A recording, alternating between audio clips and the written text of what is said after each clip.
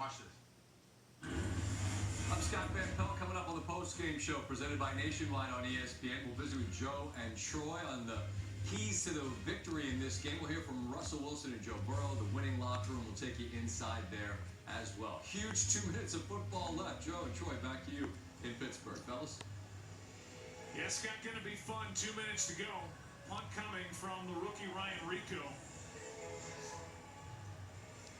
who is one of the better punters in the league, with Calvin Austin, who has put one on the ground tonight waiting deep, hoping to provide a spark. Bengals have to win, period. They lose, they're out. They win, they need help tomorrow.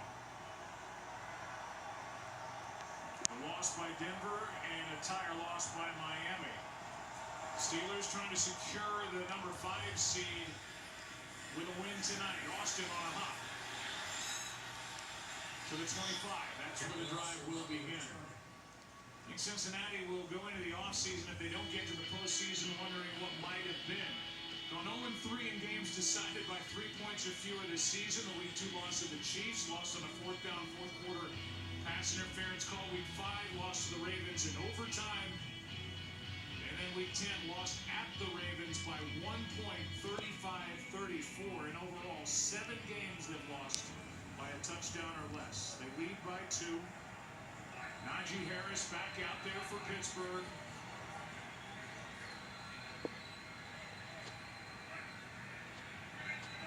From the 24-yard line, Wilson. There's Harris, and he's brought down immediately by Davis Gaither. A loss of 2 on the play. Well, it's kind of interesting that the way this Bengals defense has played this year, that they're the ones that hold the season in the balance for giving them hope going into tomorrow. Freiermuth desperately trying to get out of bounds, and he cannot. The clock continues to run, and it's going to be 3rd down after a gain of just 3 with 1:15 and counting.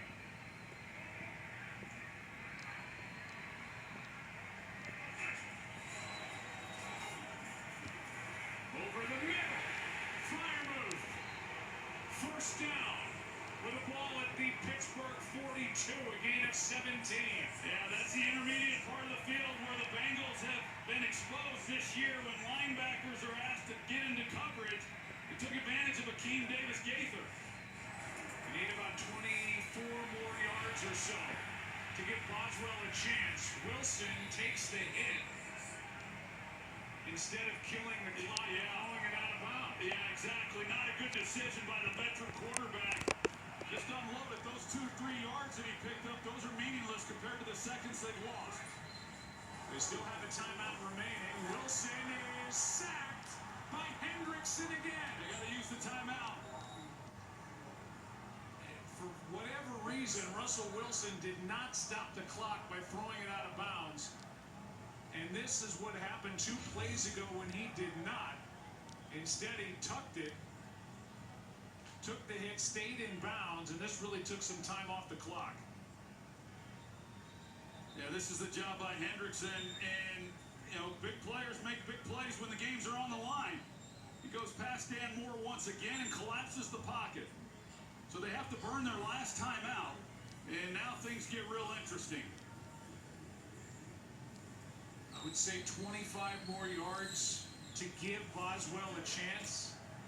With 20 seconds left, no timeouts, and it's 3rd down and 12. Hendrickson tonight, 3.5 sacks. 17.5 on the year, same number he had a year ago.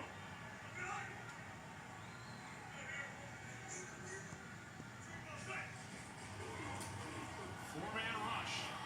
Wilson for Pickens. They can't connect. And now it's 4th down and 12. Oh my gosh, they have a good call. They've got the out and up double move, and they've got it. They've absolutely got it. They've got it on the rookie, Newton.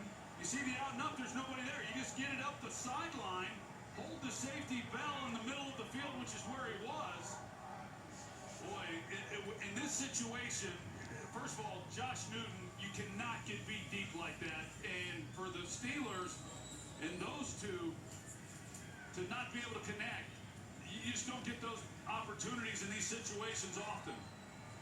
Pickens still 1 catch, no yards, 3 drops. 4th down and 12.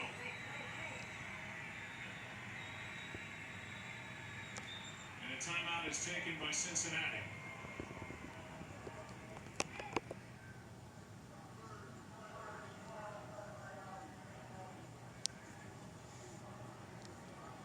Frustration in the stands, frustration with Tomlin, Wilson, and Pickens. And again, for Mike Tomlin's team, they're trying to avoid a 4-game losing streak to end the year and potentially a slide to the number 6 seed, which would be followed by a trip to Baltimore next week. That would happen with a loss and a Chargers win over the Raiders. Well, I thought they had a guy putting a chip on Trey Hendrickson. Nobody's there now.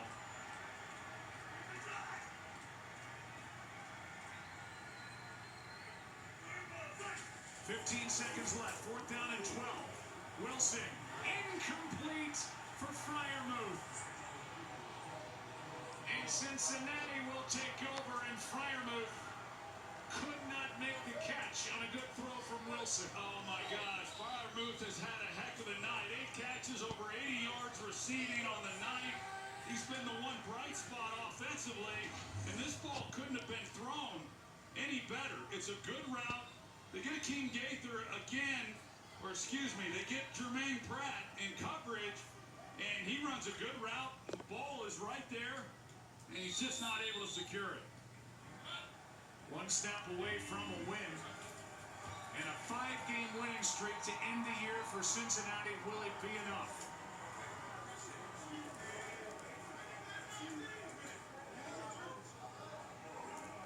They need a Kansas City win over Denver tomorrow and a Jets win or tie against Miami. But credit to Zach Taylor for the job he did with his team at 4-8 to win the final 5 games and have a chance, if it breaks right tomorrow, to get into the postseason. Well, they go to bed tonight knowing they at least have a chance, and that's all they had hoped for beginning the year 4-8. To even put themselves in a position coming into this game, and then a big divisional road win against a big rival in the Pittsburgh Steelers to give themselves an opportunity. Just a really good job to win 5 straight. Let's go down, when we get a minute, to Lisa Salters. Jamar Chase, 10 catches, 96 yards, and a touchdown. Gesicki, 8 catches, 68 yards. Cade York made 4 field goals, was 4 for 4. And Trey Hendrickson, the star on defense, with 3.5 sacks. Let's go down to Lisa. Joe, you had to have it. How'd you get this one? Yeah, defense came up big. You know, it was a grinded out kind of game. It's great to win one like that. You took a big hit. Over 500 pounds landed on you. How are you? How do you feel? Yeah, it didn't feel great, but nothing crazy. It'll be a little sore tomorrow, but we're all good. 5 consecutive wins now for you guys, and yet you still don't know if it's enough. What's tomorrow going to be like watching what, your faith in someone else's hands? Yeah, not great, but we put ourselves in this position. Nobody blamed but ourselves, so, we'll enjoy this win and go back, watch some football tomorrow, and hope for the best. Good luck to you. Thanks. Joe Burrow, 37 completions, 277 yards with a touchdown, a pick. And he and the Bengals win their final 5 of the year. Cam Hayward shaking his head as he and his teammates come in, having lost their last 4 of the season. The NFL on ESPN postgame presented by Nationwide is coming up after our game on ESPN. We'll be on the air next Monday night with a wild card game. This has been a presentation of the NFL on ESPN and ABC. Here's SVP. Joe, thank you. Coming up on SportsCenter, we'll have more live reaction from Pittsburgh. One of the stars of the game will join the show. Ryan Clark also here in studio to break down the key moments of the night. All of the reaction as well to Baltimore, the Ravens clinching the AFC North. For those of you who have enjoyed the game on ABC, Your late local news is coming up next. We will see you on ESPN with a nationwide postgame in just 90 seconds.